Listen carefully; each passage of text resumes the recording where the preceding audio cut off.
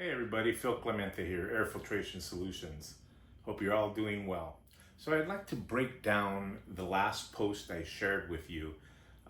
It was some photos from a mechanical contractor out in Phoenix, Arizona area. Uh, and if I'm not mistaken, they were a mechanical contractor, and they took pictures of this air handler unit that they were going to service, clean the coils and the whole bit. They did a really good job. It looks like they did a really good job.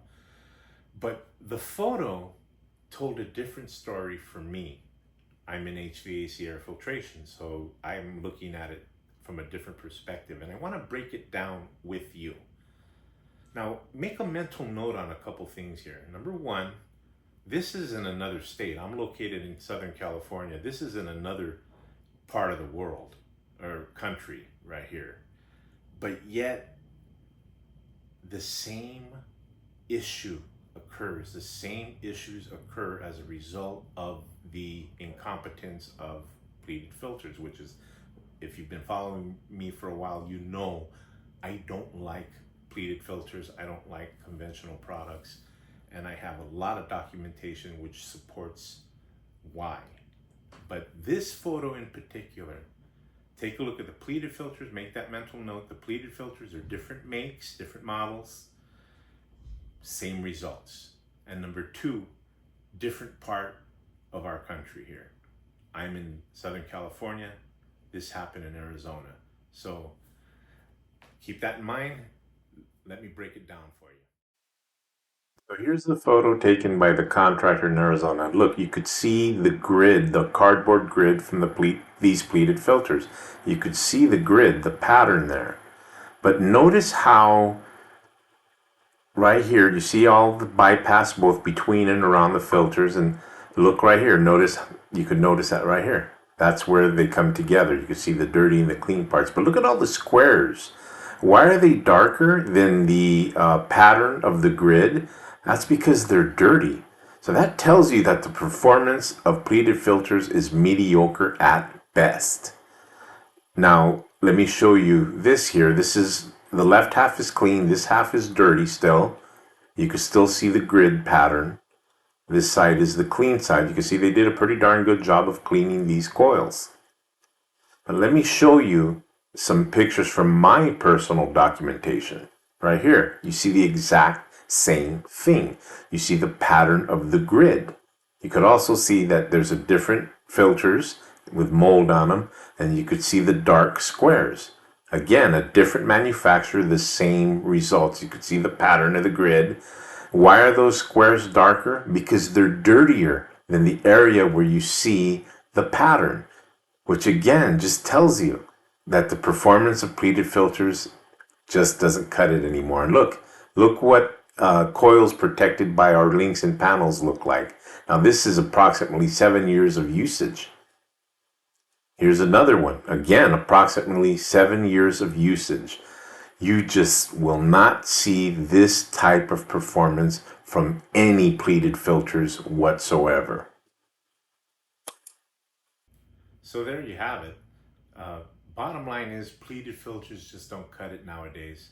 And clearly it doesn't matter what brand, what manufacturer.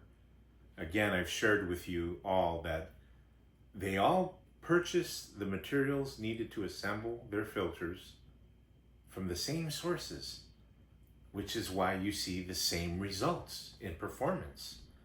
It's not going to get any better.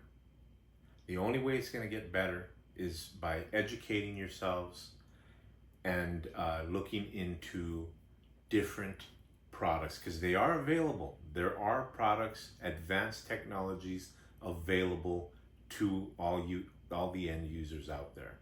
You just have to do your research, because there's not a lot of it being exposed out there.